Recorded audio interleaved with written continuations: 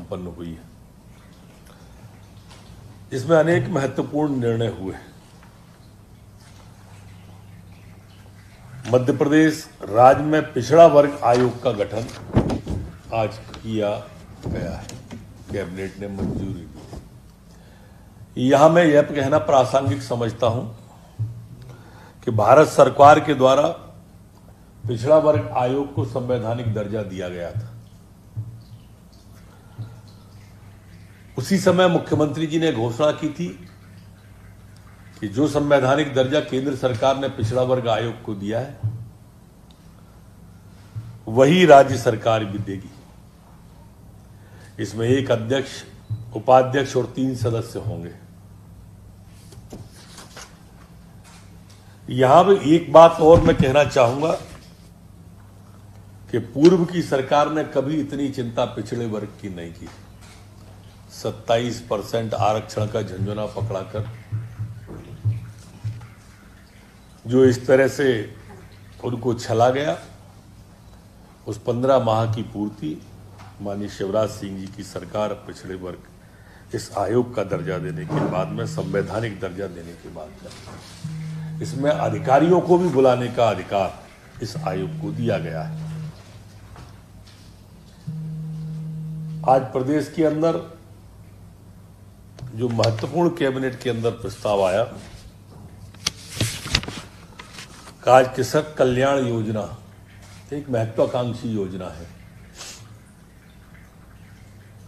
जो किसान सम्मान निधि माननीय प्रधानमंत्री जी ने 6,000 रुपया किसान के खाते में डाली थी, उसमें मुख्यमंत्री जी के द्वारा, मध्य प्रदेश सरकार के द्वारा 4,000 रुपया मिलाया और 10,000 रुपया आप किसान के खाते में आएगा। छोटे से छोटा किसान जिसपे आधा बीघा भी है, 1 बीघा भी है, 5 बीघा है, 10 बीघा है, ये सब इसमें तिरोहित किए गए, सम्मिलित किए गए हैं। 77 लाख किसान थे, बढ़ के 80 लाख हुए, भले वे 85 लाख हो या जितने भी हो जाए, सभी को ये 10,000 रुपया साल का लाभ मिलेगा। यहां मैं ये कहना प्रासंगिक समझता हूं कि प्रधानमंत्री जी के द्वारा जो 5,000 करोड़ हर साल मिल रहा है और राज्य सरकार का लगभग 3,000 करोड़ हो गया, ऐसे 8,000 करोड़ रुपया प्रति साल किसानों के खाते में जाएगा। मतलब 5 साल के अंदर 8 पंजे 40,000 करोड़ रुपया किसान के खाते में जाएगा। अभी हम 8,000 करोड़ फसल बीमा योजना के अलग अलग रूप से बांट चुके हैं, 0% ब्याज का पैसा दे चुके हैं, लगातार किसानों को कर रहे हैं। वो सरकार जो सिर्फ किसान को धोखा दे रही थी कि 2 लाख माफ करेंगे और एक भी किसान का 2 लाख माफ नहीं किया। जब बात करो तब खजाना खाली है। अब देखिए आप किसानों पर कैसे लक्ष्मी जी की वर्षा हो रही है, मां लक्ष्मी जी की कृपा हो रही है, ईश्वर की कृपा हो रही है और लगातार किसान के खाते में बड़ी बड़ी राशि जा रही है। आज कैबिनेट के द्वारा जो साइंस और टेक्नोलॉजी डिपार्टमेंट है उसमें भूमिगत पाइपलाइन डालने की भी अनुमति कैबिनेट के द्वारा दी गई है। 17,000 पटवारियों के द्वारा पटवारियों को अब मध्य प्रदेश के अंदर लैपटॉप दिलाया जाएगा। ये कार्य कंप्यूटराइजेशन को दृष्टिगत रखते हुए किया जा रहा है। इसी तरह से आज मध्य प्रदेश में स्वास्थ्य सेवाओं के उन्नयन और स्थापना के संबंध में भी महत्वपूर्ण निर्णय लिए हैं। आहत गोहद जिला भिंड में 30 बिस्तर के सामुदायिक स्वास्थ्य केंद्र को बढ़ाकर 100 बिस्तर का सिविल अस्पताल बनाने का तय किया है। सिविल अस्पताल बरेली को 50 बिस्तर से 100 बिस्तर का, गैरतगंज रायसेन में 30 बिस्तर के सामुदायिक स्वास्थ्य केंद्र को 50 बिस्तर के सिविल अस्पताल, बदनावर धार में 30 बिस्तर के सामुदायिक स्वास्थ्य केंद्र का 50 बिस्तर के सिविल अस्पताल में, सुसनेर आगर मालवा में 30 बिस्तर के सामुदायिक स्वास्थ्य केंद्र को 50 बिस्तर का सिविल अस्पताल, इछावर सीहोर में 30 बिस्तर को 50 बिस्तर का, ओरसा जिला मुरैना में 30 बिस्तर को 50 बिस्तर, सिलवानी जिला रायसेन में 30 बिस्तर के 50 बिस्तर, सुल्तानगंज बेगम खंड विकास खंड के बेगमगंज का 30 बिस्तर के स्वास्थ्य केंद्र में उन्नयन किया गया है। ग्राम खरवई विकास खंड सांची जिला रायसेन में नवीन स्वास्थ्य केंद्र की स्थापना का तय किया है।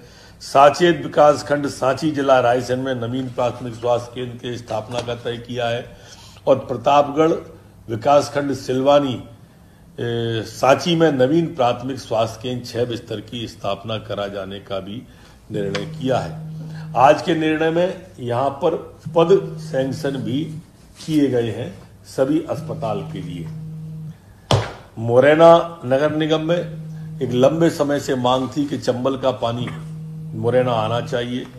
उसकी पेयजल आवर्धन योजना जो थी और आसपास के जो निकाय थे उनमें जलावर्धन योजना को भी आज स्वीकृति प्रदान की गई है। प्रदेश में संचालित यात्री बस वाहनों के देय मोटर कर यान में छूट प्रदान किए जाने वाले यानों को लंबित भुगतान एवं यानों की एक मुश्त भुगतान की अवधि 31/3/20 में वृद्धि करते हुए 31/3/21 और छूट देने का भी आज तय किया है। ये 2020 के माह के सितंबर के 50% की छूट और टैक्स पूर्णतः माफ 1 अप्रैल 2020 से 31/2020 तक की अवधि का पूर्णतः माफ किए जाने का भी निर्णय आज कैबिनेट के द्वारा लिया गया है। आज मध्य प्रदेश धर्मशास्त्र राष्ट्रीय विधि विश्वविद्यालय जबलपुर के भवन के निर्माण हेतु भी आज मंजूरी प्रदान की गई है। चर्चा इस विषय की भी हुई कि इसे विधि विभाग को दिया जाए, जो कि अभी लंबित है। इसी तरह से मुरैना के जौरा विकास खंड में आसान बैराज पर सिंचाई योजना को आज मंजूरी दी गई है। ये लंबे समय से जौरा में लंबित योजना है। इससे बहुत बड़े क्षेत्र में सिंचाई का साधन उपलब्ध होगा। काठन बृहद सिंचाई परियोजना छतरपुर की बड़ा मलहरा की भी प्रशासकीय स्वीकृति दी गई है। इससे 15,000 हेक्टेयर भूमि सिंचित होगी और ऊपर वाली जो जौरा की विकास खंड की आसन बैराज है उसमें 392.71 करोड़ और इसमें 112.83 करोड़ की लागत और खर्चा आएगा।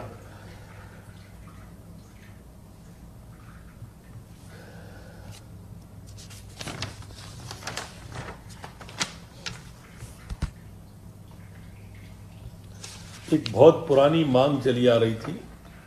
हमने देखा कि 15 महीने जो कांग्रेस की सरकार रही, उन्होंने हमारे एमपीआरटीसी के जो परिवहन निगम के कर्मचारी थे, इनको 15 महीने में तनख्वाह नहीं दी। आज मध्य प्रदेश कैबिनेट ने तय किया है कि वो 15 महीने से जो लंबित वेतन भुगतान इनका पड़ा हुआ है, इन सबको अब भुगतान करने का प्रस्ताव को आज कैबिनेट में जो आया था उसे अनुमोदित किया गया है। बस करो यार।